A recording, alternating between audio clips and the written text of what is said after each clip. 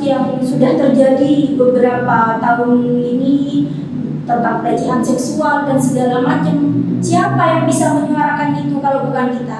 Jadi kita itu butuh keterwakilan di sana. Bagaimana perannya perempuan bukan hanya sebagai ibu rumah tangga, bukan hanya sebagai anak, kan peran perempuan itu ada sebagai ibu, sebagai anak, sebagai istri, enggak. Tapi kita harus ini adanya kesetaraan gender tanpa mengurangi kodratnya kita sebagai perempuan, seperti itu.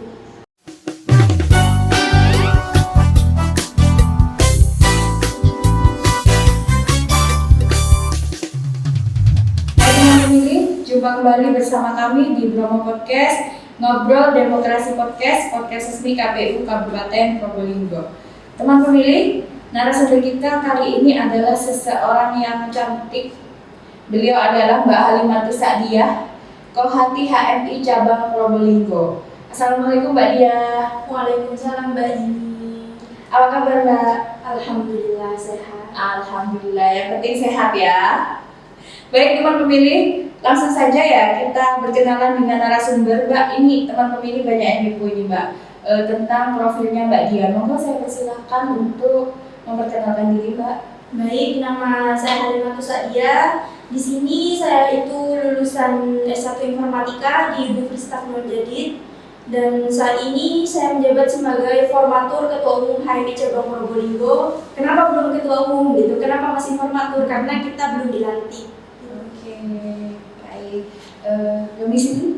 Domisili saya di Bimo Pakuniran. Siap. Baik teman pemilih, untuk menyingkat waktu, jadi kita langsung masuk ke pertanyaan ya Mbak Diah.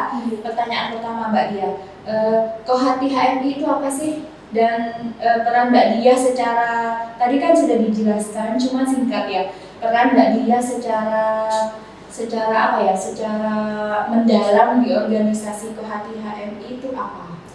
Nah, jadi gini, perlu kita ketahui bahwasannya HMI di Probolinggo itu sudah ada sejak dulu. Namun banyak dari kalangan mahasiswa sendiri, dari kalangan masyarakat sendiri itu belum mengetahui bahwa di HMI itu ada yang namanya Kohati gitu. Seperti yang Mbak Dini bicarakan tadi, apa itu Kohati gitu. Kohati adalah singkatan dari Kops HMI Wati. Jadi kalau bahasa universalnya kita itu Kohati ini perempuannya HMI, seperti itu. Jadi kita itu ada di bawah naungan HMI itu, bukan pas bisa, tidak, karena kita adalah semi otonomnya HMI. Jadi selain ada HMI, kita juga punya Kohati. Selain kita di HMI ada laki-laki, kita juga ada perempuan di sana. Nah, apa peran Kohati sendiri? Banyak perannya Kohati, yaitu sesuai dengan tujuan di HMI sendiri adalah terwujudnya insan yang 5 insan cita. Di HMI itu ada yang namanya 5 insan cita. Nah, kita memacanya dari sana, yaitu ada insan akademis, pencipta, pengabdi, bernafaskan Islam, dan bertanggung jawab atas terwujudnya masyarakat adil makmur yang diridhoi Allah Subhanahu wa Ta'ala. Nah, peran Kohati di sini adalah kita itu harus berintelektual, harus mampu menyuarakan kepada masyarakat bahwasanya perempuan itu bisa, perempuan itu layak, dan perempuan itu bisa dilirik semua kalangan, seperti itu. Itu salah satu hal yang harus kita perankan di sana. Baik, kalau untuk perannya Mbak Diah sendiri masuk ke dalam Kohati HMI itu mulai tahun berapa ya?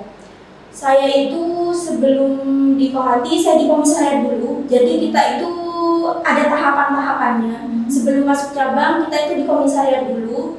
Saya itu masuk HMI pertama kali itu tahun 2016. Karena syarat utama untuk menjadi anggota HMI adalah harus mahasiswa. Dan saat itu saya sudah berlabel mahasiswa karena sudah kuliah, seperti itu. Kalau masih SMA nggak bisa Mbak, karena kita itu harus ini dari perguruan tinggi, harus terdaftar di perguruan tinggi. Oke, jadi untuk Kohati HMI Cabang Probolinggo ini apakah hanya di Kabupaten Probolinggo atau digabung cabang Probolinggo misalnya dan kota misalnya? Nah, kota Probolinggo maksudnya? Kalau HMI cabang itu kita jadi satu, kota dan kabupaten itu kita jadi satu. Kalau masalah bawahnya cabang itu ada komisariat, jadi setiap perguruan tinggi itu ada. di Nur Jadid ada, sekarang ini kita mau membangun komisariat lagi di STI Bama. Ya, STI Bama itu di Apa ya? Oh ya, Nah, di sana kadernya sudah lumayan.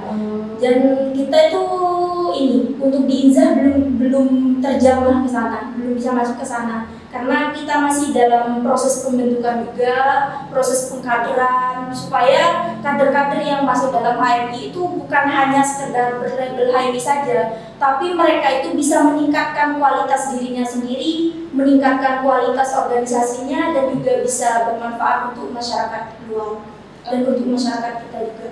Oke, jadi HMI itu intinya ada di kampus-kampus ya, bukan di setiap kecamatan. Jadi adanya di setiap kampus ya komisariatnya. Kalau sekarang itu sudah ada di berapa kampus ya Mbak HMI itu? Yang di Probolinggo, yang cabang Probolinggo.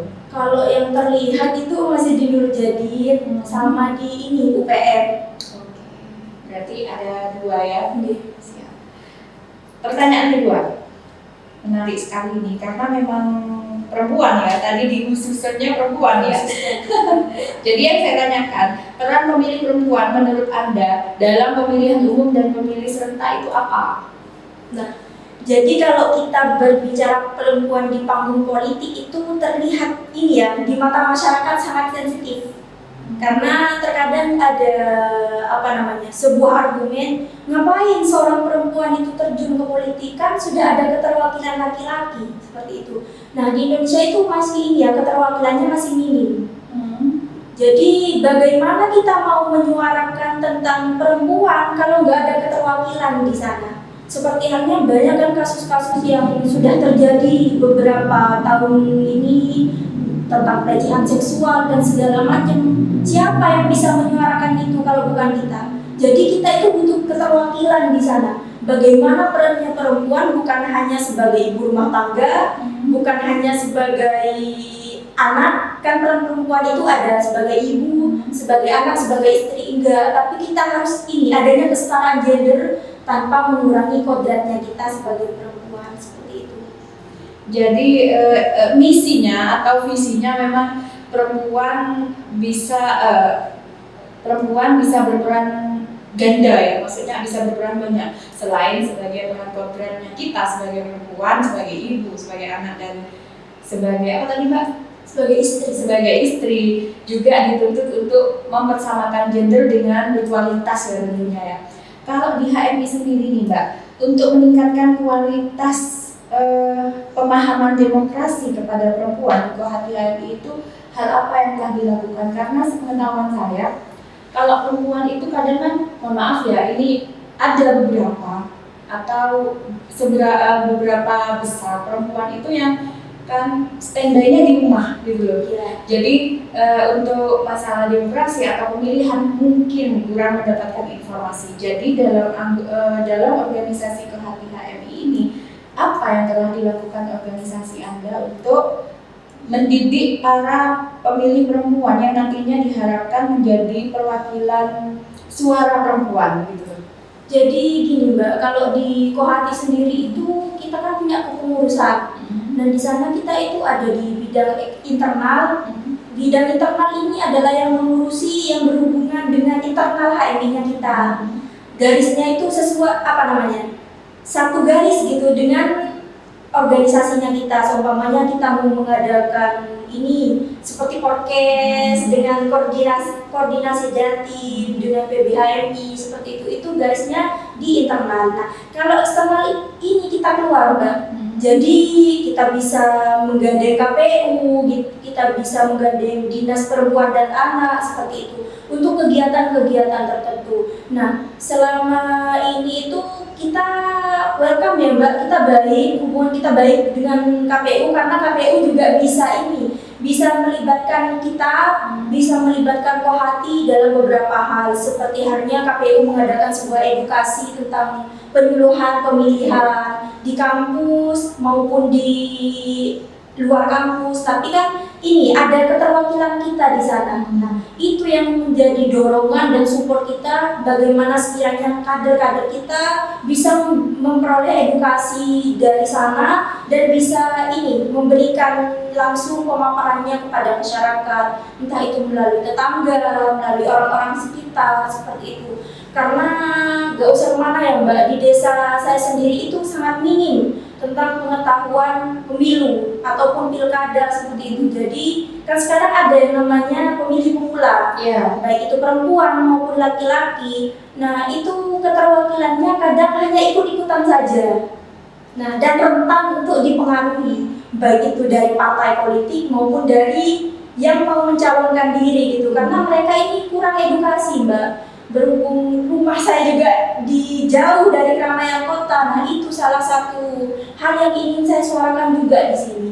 Karena kita itu juga butuh ini edukasi, bagaimana masyarakat itu bisa ngerti bahwasanya memilih itu bukan perkara hanya mencoblos saja, tapi bagaimana kita bisa melihat ke depan, apakah pilihan kita itu bisa membawa perubahan yang lebih baik. Kadang ada juga yang bilang, oh saya nggak mau, saya maunya golput gitu. Kalau golput siapa yang akan mewakili kita, menyuarakan suara kita? Kan seperti itu Mbak. Iya, setuju. Oke, menarik sekali nih bahasanya. Untuk pertanyaan ketiga, last question. Pertanyaannya adalah, apa sih pesan Anda sebagai pengurus organisasi HMI kepada pemilih perempuan yang kita tahu ya di masyarakat itu seperti yang Anda bilang tadi, perempuan itu kadang kan ngapain sih milih gitu, saya sudah cukup sibuk menjadi ibu, menjadi istri, saya sudah cukup sibuk, ngapain ada juga. Jadi pencerahan atau pesan apa yang akan Anda sampaikan kepada pemilih perempuan khususnya di Kabupaten Probolinggo dan umumnya di Indonesia untuk bisa menggunakan hak pilihnya dengan benar?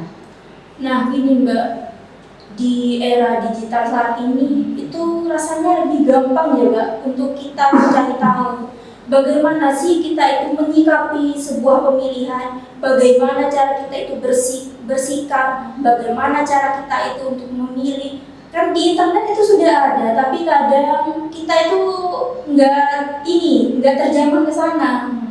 Kita itu kadang lupa tentang apa sih peran kita gitu. Bukan hanya duduk seperti itu, tapi kan kita juga butuh wakil ya untuk menyuarakan kita. Kita butuh mengaspirasikan apa yang bisa kita aspirasikan. Kalau nggak ada keterwakilan perempuan di sana gimana kan seperti itu. Dan perempuan itu juga harus bisa menunjukkan kita itu bisa berbaur, kita itu bisa menyetarakan gender dengan laki-laki, dengan adanya kesetaraan gender. Dan yang seperti yang saya jelaskan tadi, tanpa mengurangi kodratnya kita sebagai seorang perempuan. Kadang seperti perempuan karir itu memang sudah ini ya Mbak, negatif kan di mata masyarakat. Tapi bagaimana dengan arah positif, dengan perilaku-perilaku yang positif, kegiatan-kegiatan yang positif, itu harus kita tunjukkan supaya masyarakat itu tidak menilai kita hanya sebelah mata, tapi mereka itu bisa menilai, oh ternyata seorang perempuan juga bisa. Padahal ya Mbak, kalau kita teliti ataupun kita lihat di kampus-kampus itu kayaknya untuk yang sangat berprestasi itu rata-rata perempuan gitu. Tapi kenapa kok setelah terjun ke masyarakat itu kadang karir kita itu dilirik, ngapain kerja kan sudah ada suami seperti itu. Padahal kan itu kan bukan kewajiban ya Mbak, tapi kita ini ingin menyuarakan bahwasanya perempuan itu juga bisa hebat kayak laki-laki tanpa mengurangi kodratnya kita sebagai seorang perempuan. Siap, jadi pesannya ini mendalam sekali ya teman pemilih.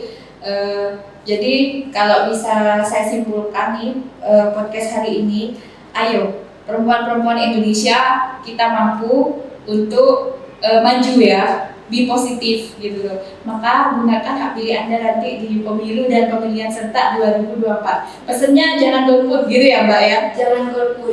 Kalau golput yang terbaik saja. Nah, kalau golput itu rugi ya. Rugi karena kalau kita golput siapa yang menyuarakan aspirasinya kita? Gongnya di situ. Jadi gongnya di situ teman pemilih. Jadi memang suara perempuan laki-laki itu memang sama ya. Jadi hak memilih kita dan hak dipilih kita antara perempuan dan laki-laki itu sama.